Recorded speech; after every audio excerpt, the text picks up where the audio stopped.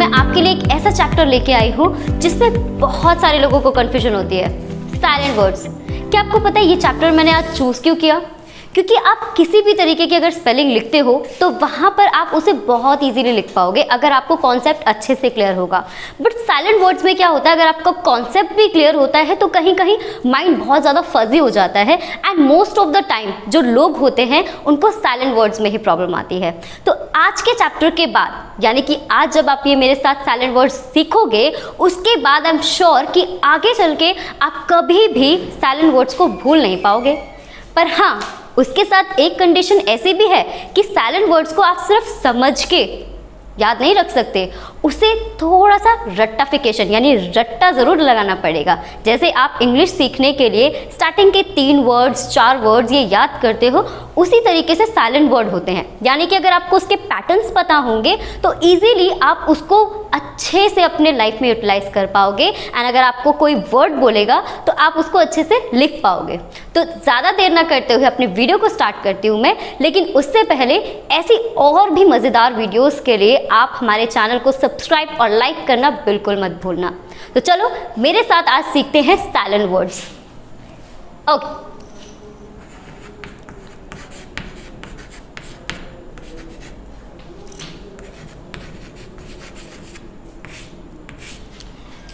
सबसे पहले हम बात करेंगे अल्फ़ाबेट्स की। हमारे पास अल्फ़ाबेट में कितने लेटर होते हैं? 26। सबसे पहले लिख लेते हैं उसको। A B C D E F G H I J K L M N O P Q R S T U V W X Y and Z। अब ये अल्फ़ाबेट आपके पास ये रहे। अब इसमें से वॉवल्स कितने हैं हमारे? 5। A E I O and U। हमारे पास वॉवल्स कितने हैं? 5। अब बात करते हैं कि साइलेंट वर्ड्स के। इन सारे अल्फ़ाबेट्स में से कितने वर्ड साइलेंट रहते हैं? सबसे पहले B बिल्कुल साइलेंट रहेगा, C ये भी साइलेंट रहेगा, D बिल्कुल ये भी साइलेंट रहेगा, H G K L M नहीं रहेगा, N साइलेंट रहेगा, P ये भी साइलेंट होता है, R Q नहीं, S नहीं, T हाँ ये ज़रूर साइलेंट रहेगा, U वॉवल है कैसे साइलेंट हो सकता है, V बिल्कुल भी नहीं, W yes and X Y Z ये साइलेंट नहीं होते हैं। अब टोटल हमारे पास कितने वर्ड हो गए? 1 2 3 4 5 6 7 8 9 10 11। अब 11 वर्ड्स हैं जो साइलेंट रहते हैं। तो सबसे पहले बात करते हैं B की। अब B की कंडीशन देखते हैं कि वो कितनी कंडीशन में साइलेंट रहता है। B की सिर्फ एक नहीं दो कंडीशन होती है जहां पर भी साइलेंट रहता है। सबसे पहले बात करते हैं फर्स्ट कंडीशन की। अब कंडीशन फर्स्ट कहती है कि अगर स्पेलिंग में M के बाद B हो तो B साइलेंट रहेगा। Example C O M B। अब इसकी प्रोनाउंसिएशन क्या होती है ये तो आपको पता होगी। इसकी प्रोनाउंसिएशन होती है कॉम। क्या होती है? कॉम। लेकिन ये जो B है यहाँ पर है, पर इसको हम बोल क्यों नहीं रहे? इसलिए नहीं बोल रहे हैं क्योंकि इससे पहले का जो लेटर है उसने इतने ज़्यादा अपने साउंड को प्रोड्यूस कर दिया है कि इसका जो साउंड है वो बहुत वीक पड़ गया है। तो B को हम यहाँ बिल्कुल भी पढ़ेंगे नहीं, यानी कि जो प्रोनाउंसिएशन है वो सिर्फ M तक रहेगी, COMB। अब इसे आप कॉम्ब, ज़्यादा स्ट्रेस नहीं डाल सकते हो क्योंकि अगर स्ट्रेस डालोगे तो क्या रहेगा? बहुत ज़्यादा ऑकवर्ड लगेगा। अब नेक्स्ट ऐसे ही दूसरा एग्जाम्पल लेते हैं BOMB। यहाँ पर भी साइलेंट है। अब इसकी प्रोनाउंसिएशन क्या होगी? पॉम। Very nice. ऐसे ही मैंने लिखा THUMB, थम। Very nice. अब नेक्स्ट लिखा मैंने N U M और B। अब इसे क्या कहेंगे? नम। यहाँ पर भी B क्या है? साइलेंट। अब एक्सेप्शन इसमें एक ये रही, जैसे मैंने यहाँ लिखा COMB। अब अगर स्पेलिंग यहाँ तक खत्म है तो ये साइलेंट है, बट जैसे ही मैंने इसके आगे कुछ वर्ड्स ऐड कर दिए, जैसे मैंने लगाया INATION, अब यहाँ पर आप इसे B को साइलेंट कर ही नहीं सकते हो, क्योंकि B क्या करेगा? B के साथ I लग गया तो अपना साउंड निकालेगा। तो अब इस पूरी स्पेलिंग को आप क्या पढ़ोगे? कॉम्बिनेशन। क्लियर? यानी कि यहाँ पर क्या था? ये एक्सेप्शन था कि अगर स्पेलिंग को आप आगे बढ़ाते हो तो वहाँ पर भी साइलेंट नहीं रहेगा। अब इसकी नेक्स्ट कंडीशन पे आते हैं। नेक्स्ट कंडीशन बहुत ही ज़्यादा इजी है और वो है कि अगर स्पेलिंग में बी के तुरंत बाद टी हो तो बी साइलेंट रहेगा। अब एग्जाम्पल्स पे चलते हैं इसके। जैसे मैंने यहाँ लिखा DOUB और T। अब इसको आप में से कुछ लोग पढ़ रहे होंगे डाउट। कैसा लगा? ऑकवर्ड? बिल्कुल, क्योंकि देखो अगर आप इसे बी को पढ़ोगे यहाँ पर तो वो बहुत ऑकवर्ड सी सिचुएशन हो जाएगी। तो यहाँ पर बी क्या कर देते हैं हम? साइलेंट, क्योंकि टी पे ज़्यादा स्ट्रेस पड़ रहा है तो बी क्या कर रहा है? अपने जो साउंड है उसको थोड़ा सा वीक कर रहा है, तो इसीलिए आप इसको यहाँ क्या पढ़ोगे? डाउट। ऐसे ही डेट। अब इसको आप क्या पढ़ोगे? डेप्ट? नहीं, डेट, क्योंकि यहाँ भी क्या है? बी साइलेंट है। Very nice. अब नेक्स्ट आता है DEBTOR। अब इसको क्या पढ़ोगे आप? डेप्टर? नहीं, बी पे बिल्कुल भी स्ट्रेस नहीं देना है, डायरेक्ट जो स्ट्रेस जाएगा आपका टी पे जाएगा। बी को आप भूल ही जाओ, बी क्या है? साइलेंट, तो आप इसे पढ़ोगे डेटर। सो जो बी है वो यहाँ क्लियर होता है। अब नेक्स्ट चलते हैं अगले वर्ड पे, और अगला वर्ड है सी। सी जो है वो सिर्फ एक कंडीशन में साइलेंट रहता है, और वो है अगर स्पेलिंग में एस के बाद सी हो तो सी साइलेंट रहेगा। अब इसके जो एग्जाम्पल्स हैं वो बहुत ध्यान से देखने हैं आपको। मैंने लिखा SCAN, SCOPE और SCHOOL, SCIENCE, SCENE, SCENERY। आप चलो इसे पढ़ते हैं। पहला क्या है? Scan, scope, school, science, scene और सीनरी। अब आप लोग पूछोगे कि अभी तो मैंने ये बताया था कि एस के बाद अगर सी हो तो सी को स पढ़ेंगे, पर यहाँ पर तो इसे हम क भी पढ़ रहे हैं। तो इसके एक्सेप्शंस के बारे में जानते हैं।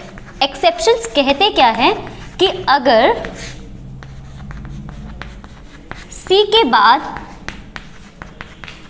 वॉवल ए ओ और यू हो तो सी को क पढ़ा जाता है।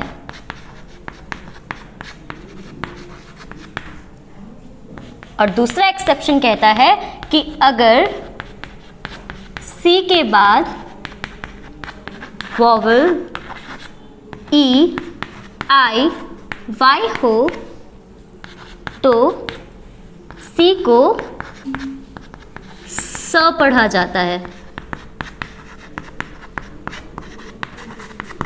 अब इन दोनों एक्सेप्शंस को आप इन स्पेलिंग्स में बहुत अच्छे से देख सकते हो। जैसे पहला है SCAN, स्कैन, वॉवल ए है यहाँ पर, ओ है और यू है, तो जहाँ जहाँ सी में सी के बाद ए, ओ और यू है तो उसे हम क पढ़ रहे हैं, लेकिन जैसे ही सी के बाद आई या फिर ई है या फिर वाई भी हो तो वहाँ पर आप उसे पढ़ोगे स, क्योंकि देखो सी के बाद आई है, ई है, तो सी क्या बन रहा है वहाँ पर, स बन रहा है। अब एस को भी स पढ़ोगे, सी को भी स पढ़ोगे, तो दो दो बार स का साउंड निकालना बहुत ऑकवर्ड हो जाएगा। अगर आप किसी के सामने ऐसे बोलोगे साइंस या फिर सीन, कितना ऑकवर्ड लगेगा और सामने वाला कहेगा कि क्या इंग्लिश है ये, क्या पढ़ क्या रहे हो आप। तो आपको क्या करना है, चीज़ों को बहुत अच्छे से ध्यान में रखना है। तो बस ये ध्यान रखना है कि अगर एस के बाद सी हो और उसके बाद वॉवल ई, आई या फिर वाई हो तो वहाँ पर सी को आपको स पढ़ना है, यानी कि जो सी है वो साइलेंट हो जाएगा और साउंड सिर्फ एस का आएगा। तो यहाँ पर सी भी बहुत अच्छे तरीके से क्लियर होता है। अब नेक्स्ट चलते हैं हम डी पे। साइलेंट वर्ड्स बहुत अमेजिंग है। आपके ना जो आपको सिर्फ इसके पैटर्न्स के बारे में जानना होता है, बाकी सब बहुत इजी रहता है, इतना टफ कुछ है नहीं इसमें। अब नेक्स्ट बात करते हैं डी की। डी कहाँ पे साइलेंट रहता है? डी जो है उसका भी सिर्फ एक ही कंडीशन है जो साइलेंट रहेगा, और वो है कि अगर स्पेलिंग में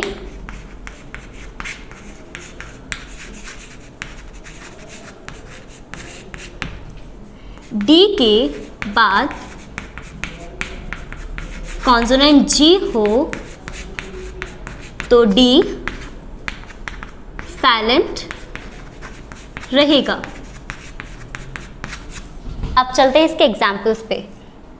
मैंने लिखा फर्स्ट BUD, बट ड का साउंड निकल रहा है, बट जैसे ही मैंने इसके आगे ऐड कर दिया GET को तो इसको क्या पढ़ोगे आप? बजट? नहीं, क्या पढ़ोगे? बजट, क्योंकि डी क्या है?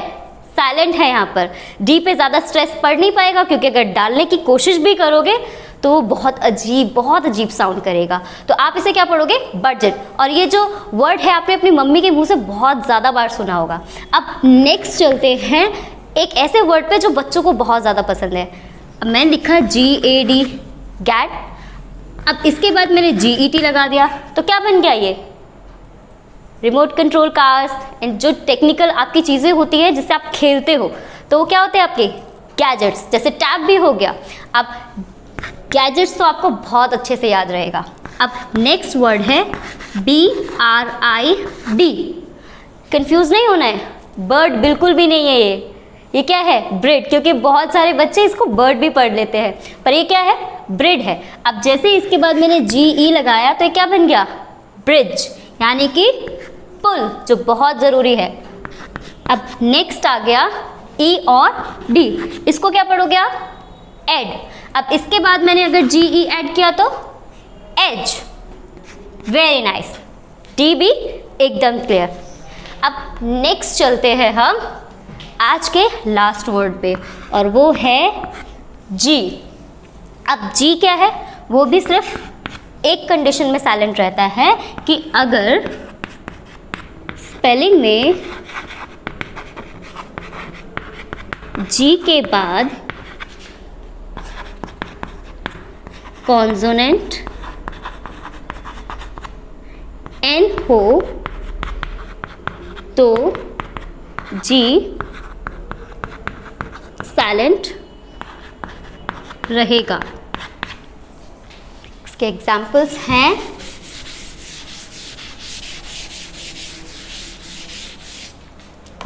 ओके।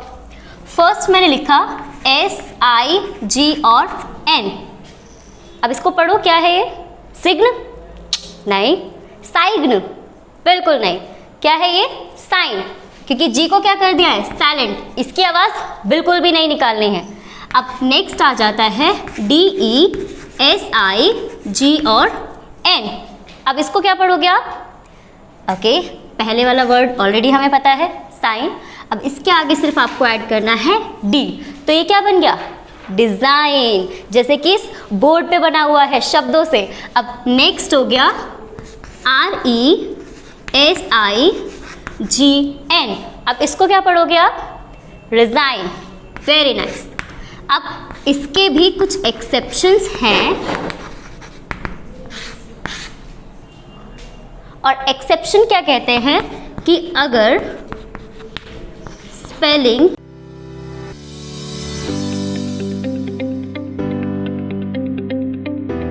कांग्रेट्स, अगर आप अभी तक मुझे देख रहे हो इसका मतलब आप पढ़ने के शौकीन हो और आपको पढ़ने में मजा आता है और सीखने में भी मजा आता है।